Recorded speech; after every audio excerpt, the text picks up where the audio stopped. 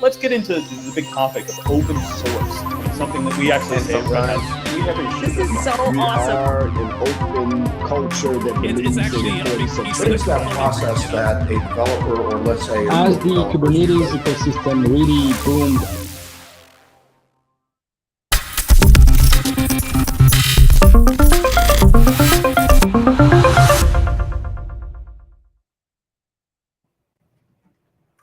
Welcome to a special May the 4th edition of In the Clouds. Yes, today is Star Wars Day. A friend of mine says that it is a cheap pun. We should probably be later in May when the original Star Wars was first released, but Red Hat tells us to bring our full selves. So I am Stu Miniman, your host of In the Clouds, and I'm a huge Star Wars fan. I apologize for any Mandalorians out there. I've probably broken the code by removing my helmet. But I am super pleased to have our mystery guest here, which anybody watching on YouTube knows who it is. Yeah, first time on In the Clouds. Happy to welcome to the program Chris Wright, who is the Chief Technology Officer and Senior Vice President of Global Engineering. Chris, pleasure to see you. Happy Star Wars Day. Thank you, Stu.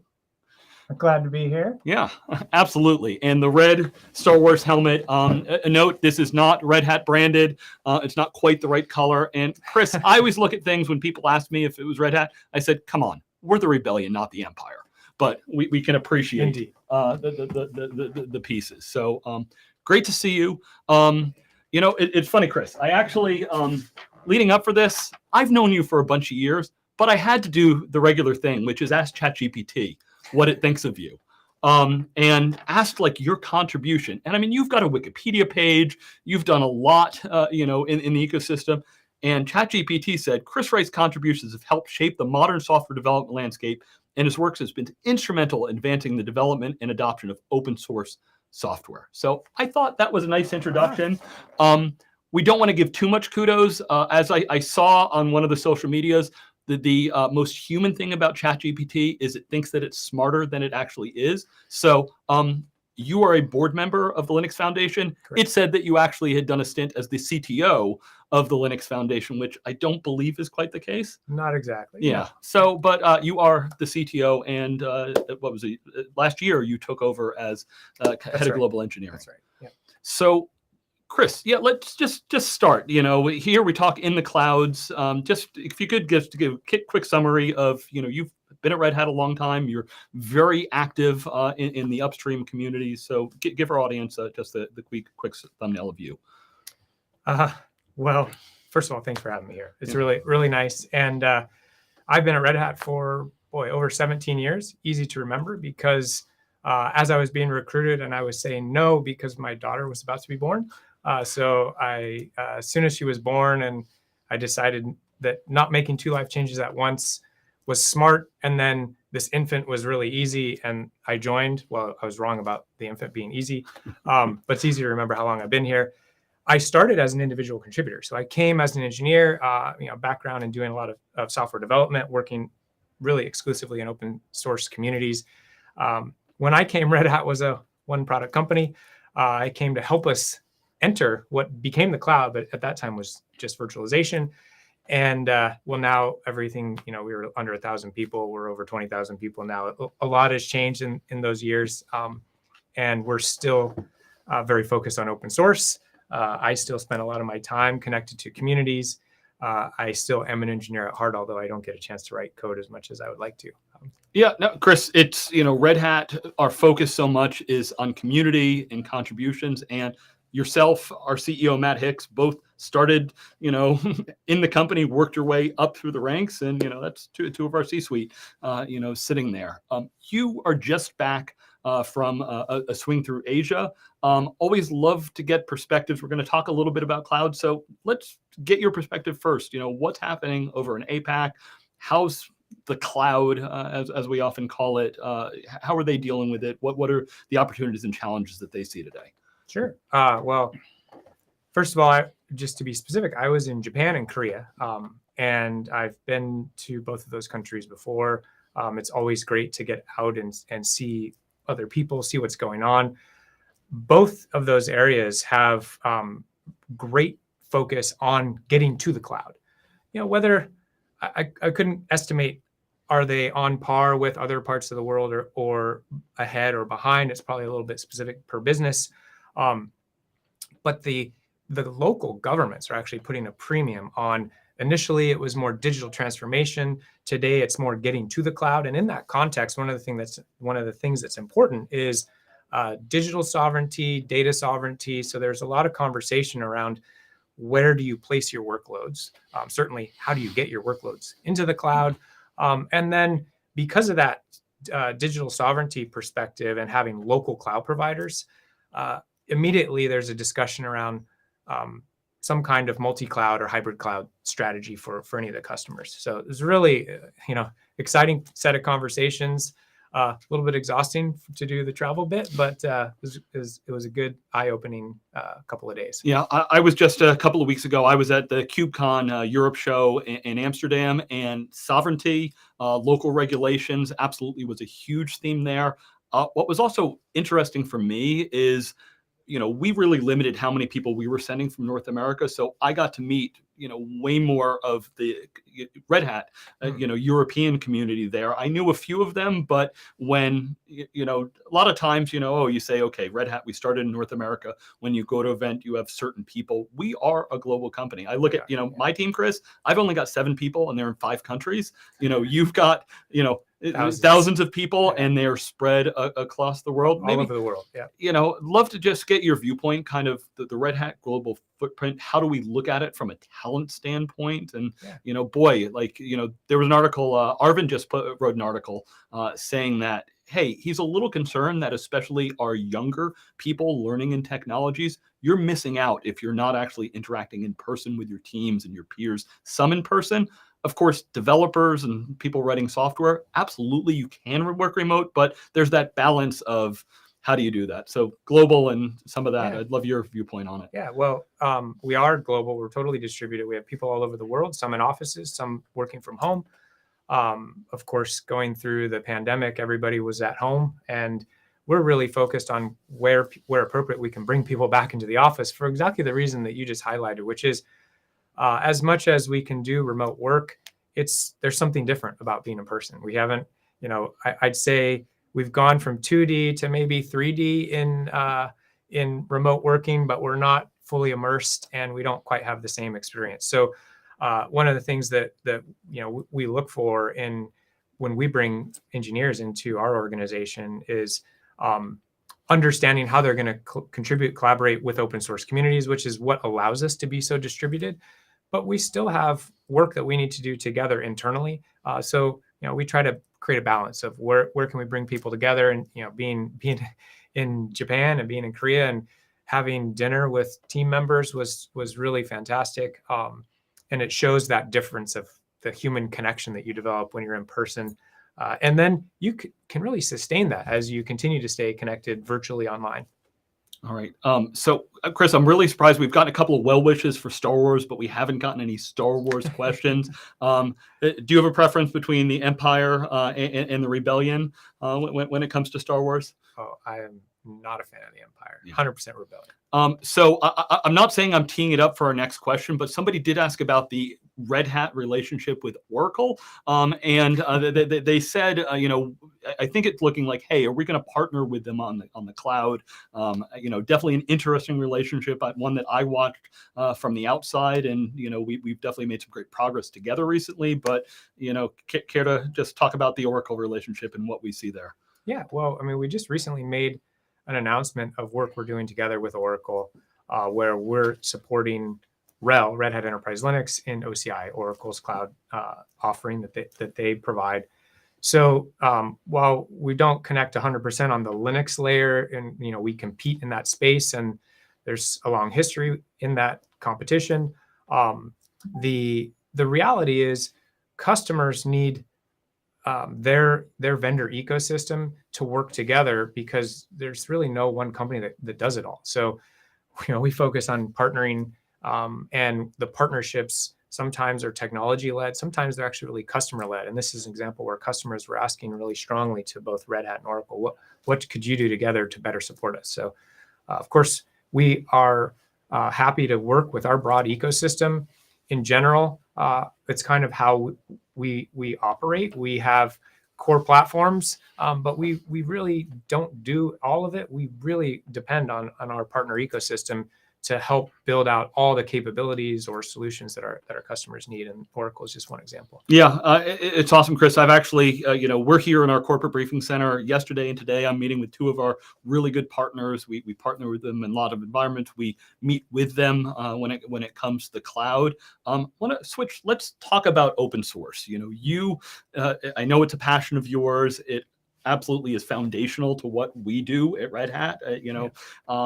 But it's funny, sometimes people always look at Red Hat and they're like, well, I don't know. Are you really open source? Oh, is IBM changing what you think? And the overall, discussion in open source, boy, has it been an interesting conversation in the last decade, just around business models, around, all of the technologies that are coming out. And, we could spend hours talking about this. I'd love, your take on, how is the state of open source today? What's your viewpoint on how that whole relationship works from a Red Hat standpoint?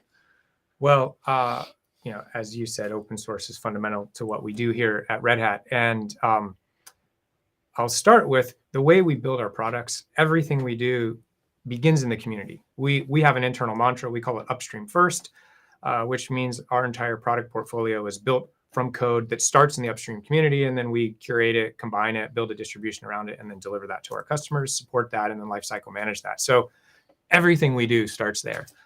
It means we make heavy investments in our engineering teams to be part of those communities, because we're not just relying on consuming open source software, we're contributing to open source software to make it meet the needs of our enterprise customers, which those needs are pretty diverse, and they don't always match what's technically capable in the projects upstream.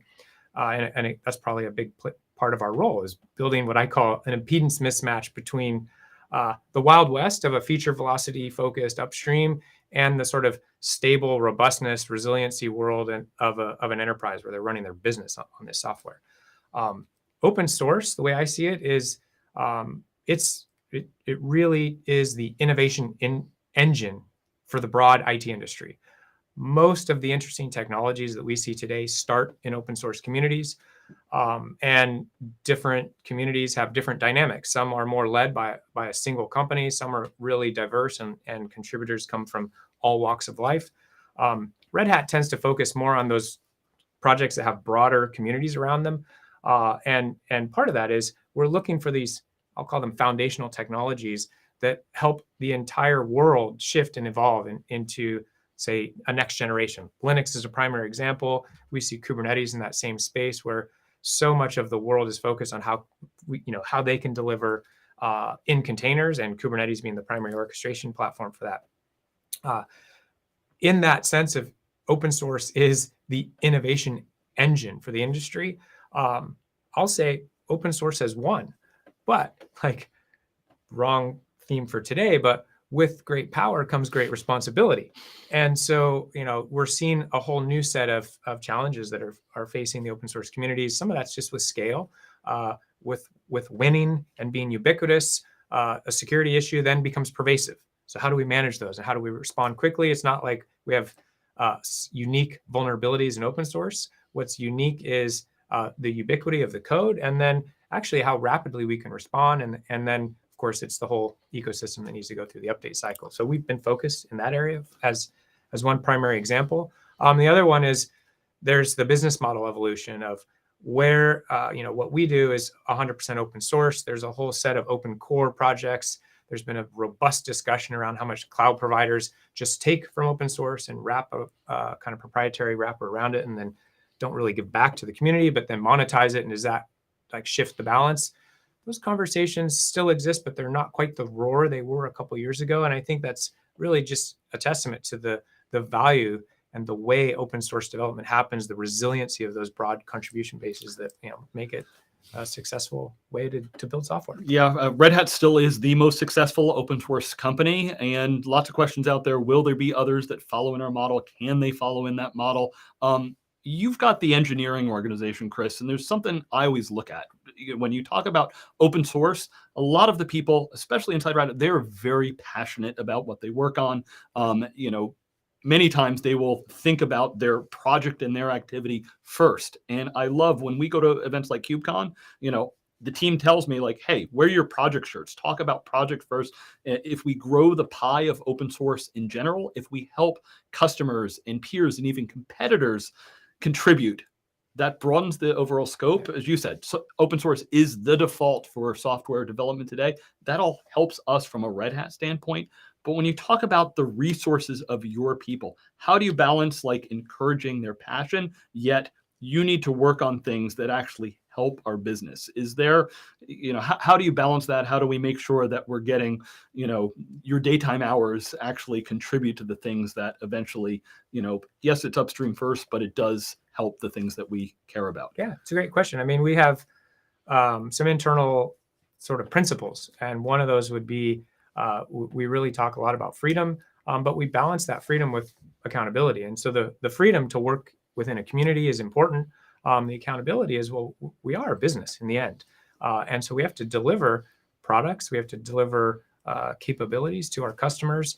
And how we work with the engineering team is really, or the teams is really, we encourage the creativity and the flexibility to do the right thing for the community.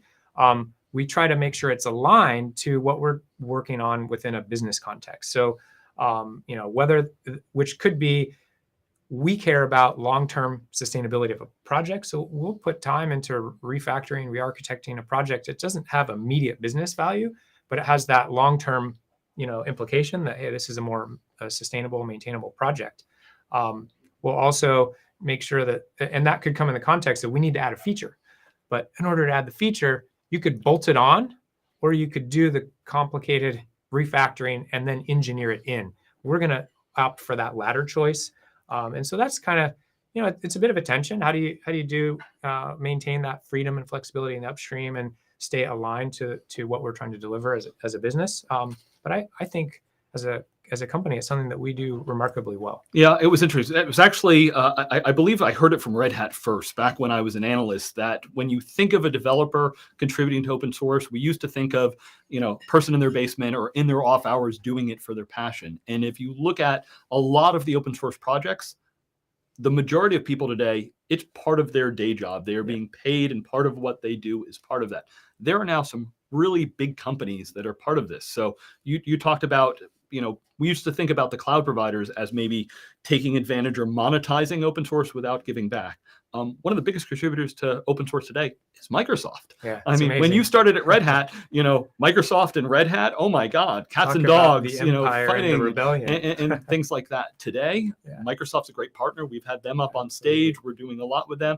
Amazon, who has had a lot of activity going into the open source space, and Google. Heck, a bunch of the technologies we're talking about today came out of Google, and they are still there. So how do you balance that partnership? You've got some really big players with a lot of people and a lot of money that can create projects and influence things. How's that dynamic working?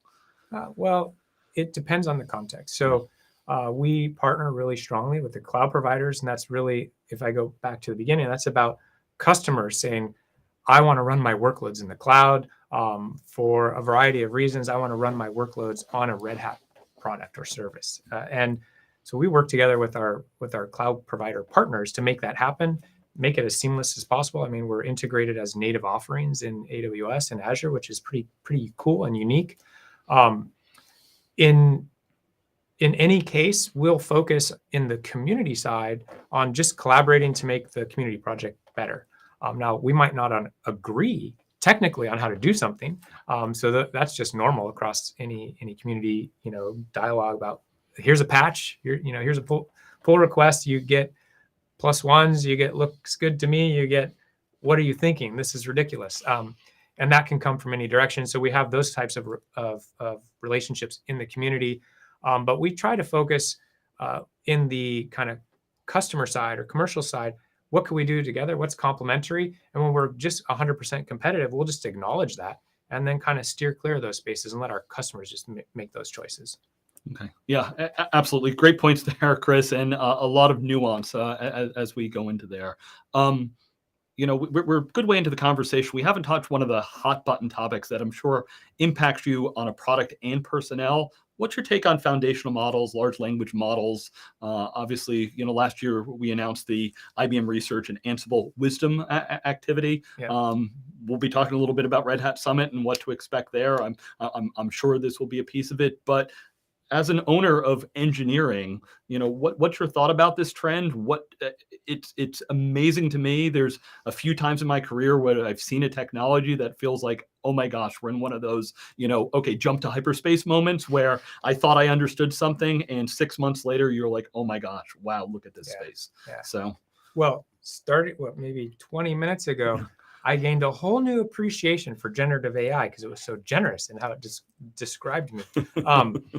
But joking aside, we've been working in the AI space really pretty actively for the last, say, 5 or 7 years. Now, we're not an AI company. Our focus isn't building the next algorithm. We're not going to introduce effectively a GPT-5 from Red Hat. It's really not our core competency, but we see it as a critical workload. Our focus has been first on the lowest level, hardware enablement. So GPU is often involved in accelerating machine learning workloads, whether it's training or processors for inference. And then the kind of surrounding software around that, which is all open source software to help make a data scientist, a day in the life of the data scientist easier. What I've watched is about 10-ish years ago, AI came to the forefront because of deep learning and neural networks and basically an advance in research. And combined with lots of data and hardware capabilities, we kind of had this resurgence of interest. Since then, it sort of peaked and then started to trend downwards, largely because people weren't seeing a ton of success in the business. They didn't know how to apply data science rigorously, consistently across their business and make it useful, which isn't to say it wasn't useful, it just wasn't being pervasive. What I absolutely love about where we are right now is all of the things we were talking about in that first wave of what's possible felt a little science fiction, a little abstract. With the introduction of something like ChatGPT or Bard or other tools, it's not only accessible to technologists, it's captured the world's attention. And that is a huge leap forward. And of course, it's not perfect. I mean, you heard my description, sounded compelling, factually, woefully inaccurate. So there's a little bit of that, like it's well written, but it may or may not be accurate. Actually, I'll say it's reasonably accurate. But that's just that'll refine and improve over time. The ability to help, whether it's a developer or another type of kind of information worker, accelerate their work. I think of it as if somebody gives you a rough draft and you work on editing it, it's going to go a lot faster than if you start with this blank page. You just stare at the blank page for a while. So we're in that stage of really seeing how exciting it is to speed up work, and it doesn't remove human creativity. I think of it as machine assisted or augmented human intelligence, and I think we're just at the beginning of a whole new wave, which is super exciting. But Chris, you raised something that I think is so true. One of the problems those of us that live in the IT world is trying to explain what we do. So, the joke we all have is you go home over the holidays or things like that, and it's like, oh yeah, I work on computer stuff. Like, I remember, show my age. I remember showing people, when the first web browsers came out, we'd had, there was email and some things, but like the first graphical interface, showing some people, and it was like, some people were like, oh, it's a toy. And I was like, no, you don't understand. This is going to change everything. And over the next 5 years, you watched everybody kind of get it. Then cloud computing was one that, I joke, I was a blogger for a number of years, and my mother was one of my avid readers. And she was like, oh yeah, you'd explained, and I kind of understood cloud computing before I heard about it on the news or National Public Radio or things like that. And I was like, oh, cool. But still, most people today, if you talk cloud computing, you don't understand it. We had a holiday weekend a couple weekends ago. I could talk to my brother-in-law and my cousin about, foundational models because they were either playing with the graphical ones or ChatGPT or absolutely had heard it Yeah. on the news. Yeah. My teenagers, understand this, and it is something that's connecting that behind the scenes work that we've all done forever to a much broader world. And hopefully it's that danger of, will the next generation actually be able to write playbooks and code or everything, or will they just go to an interface and hopefully trust what it does?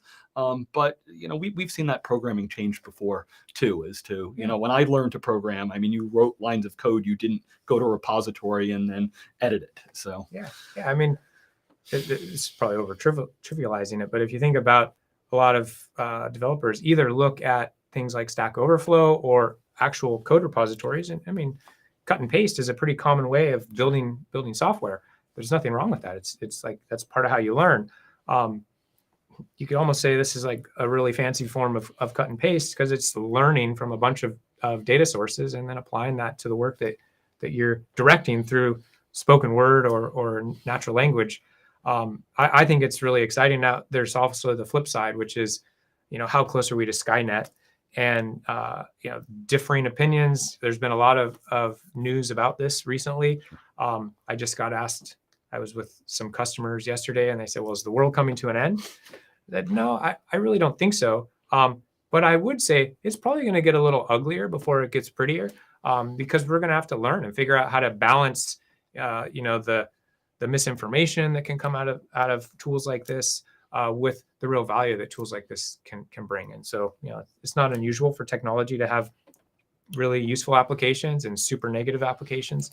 It's about society and being able to responsibly harness the technology. Sure. We need to teach to understand, to filter and understand what you can trust. I've contributed to Wikipedia before. Can you trust Wikipedia? Sometimes, sure, trust but verify. Understand what you're talking about. If I do a Google search, if you just look at the ads, might not be the best source of information. Even if you see the first few links, who is controlling that algorithm and the SEO of that? Understanding some of that underpinnings, sure, we should have a little bit of skepticism and doubt. But as you said, what's the source? What's behind it? I worry that most people don't understand how to really understand and validate whether something's good. If you get a response from ChatGPT or something like that, can you do a critical analysis of it and say, okay, here's the good pieces and here's the pieces that maybe are questions, and where can I validate from a source standpoint? It's an interesting balance. When I wonder if you get an Ask Me Anything from your engineering team, do they have to worry about their jobs in the future? We saw, again, some companies out there is like, hey, what jobs will this replace? Philosophically, from my standpoint, I hear you saying it's going to get a little ugly, but overall, the people that can take advantage and work with the technology usually are better. I am a technologist at heart, and by definition, that means I'm excited for the technology, but absolutely there's those risk imbalances, and how do we take advantage of it so that actually we can supercharge our productivity in our careers? I actually don't much get the question, is this going to replace me? Yeah.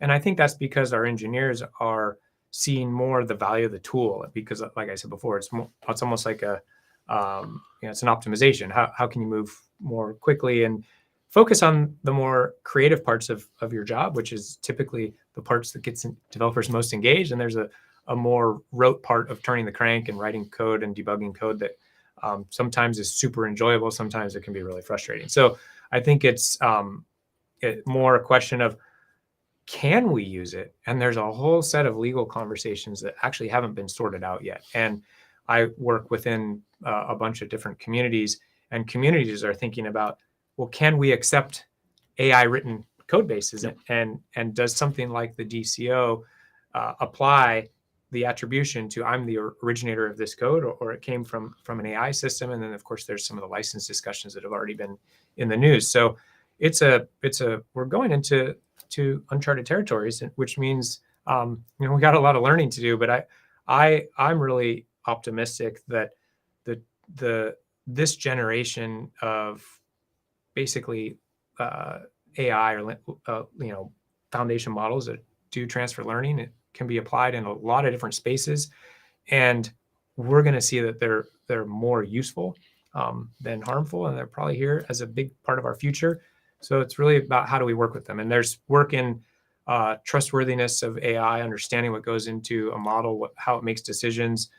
Some of the different people in this industry are thinking a lot about the ethics and even coming together and writing ethical standards inclusive of religions as well as technology companies, which is kind of new and fascinating. So we're just stepping into a really new space.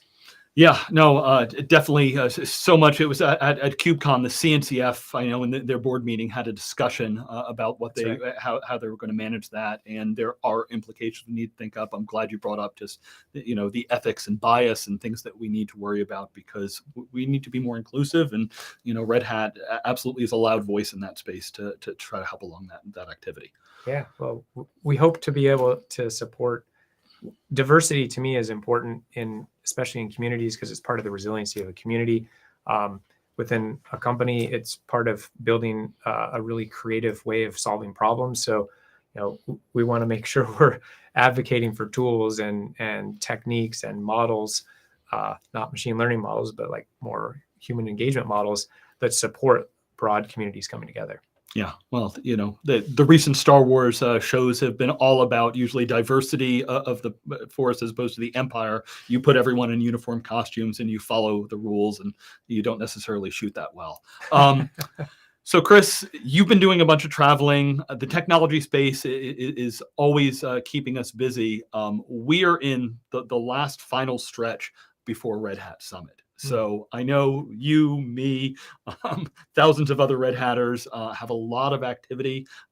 Give us, if you can, what should we be expecting? Any key themes you can share? What should we be looking for when we get to Red Hat Summit, which is right down the block from us here in Boston? Yeah, a couple weeks away, just over there.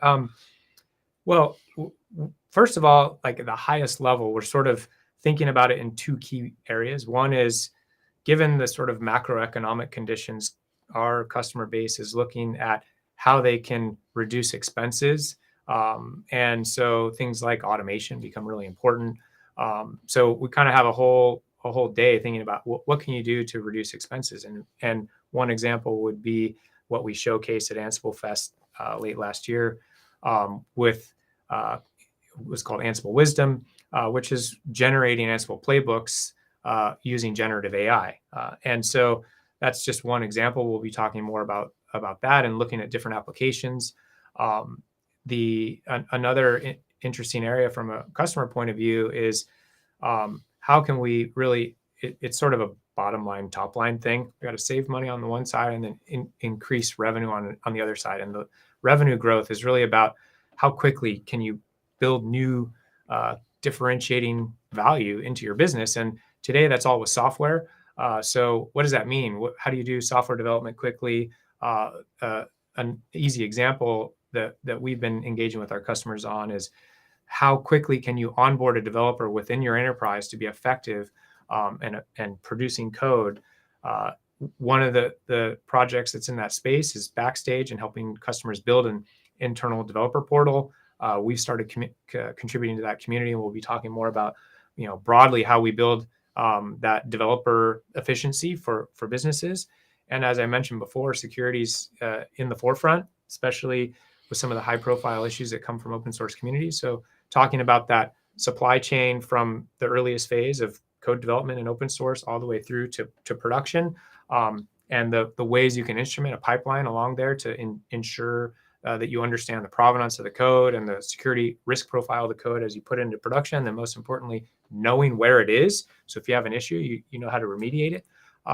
So a whole bunch of things. We've been spending a lot of time on building cloud services, and OpenShift running as a cloud service in the clouds is a primary example. So talking about the evolution there, and then edge compute is capturing a lot of the industry's attentions, where there's solutions to distribute all the way out into a store, or into a factory floor, or closer to the producers and consumers of data. So we'll be talking a little bit about what we're doing with Microshift, which brings OpenShift to this tiny footprint. It can fit in robotic arms, or in drones or other small footprint devices, which is pretty cool and exciting. And then it'll be hard not to talk about sustainability. because all of our customers are getting pressured from ESG policies that are kind of global to explain your footprint, your carbon footprint. And so we'll be talking about what we're doing in the open source community side, as well as how we're working with partners to help customers reduce their power footprint. So a bunch of stuff. It's really going to be exciting and busy, and I'm looking forward Chris, to it. I mean, you'll be on the keynote stage. I'm actually moderating a panel with a couple of our customers in one of the breakout sessions. And what I love, I mean, it is Red Hat Summit and Ansible Fest for the first time, co-located. We have so many customers speaking. We had, thank you so much, all the customers and partners that contributed sessions, because we were overflowing with our main schedule. OpenShift Commons is going to happen on the Monday, which has more customers and partners there. We're finding more overflow. Any customer that wants to come on in the clouds, we'd love to talk and figure that out. We've been sorting some of those pieces out. So yeah, I mean, as I said, so much activity, really good. You went through, I could almost do a little buzzword bingo with, secure supply chain, absolutely. Platform engineering with Backstage, Edge with like ABB and Lockheed have been like super cool. I feel like every briefing we have to show that video of the drone surveillance doing AI inferencing at the edge. I mean, it is awesome. It is great. Chris, every once in a while there's a lull, and it's like, oh, have we done all the technology? Is there anything new? Right now, it's like, oh my gosh, like, can everything just slow down a little bit? As you said, I love that impedance mismatch.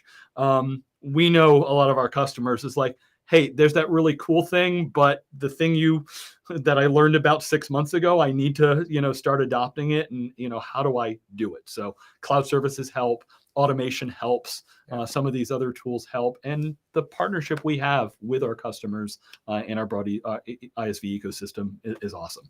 So yeah, I'm looking forward to it. And I love the presentations coming from customers, because it shows, we can talk about our technology all we want, but when somebody else is showing how they're using it to be successful, it just speaks volumes. So I love spending time with customers because I learn a lot.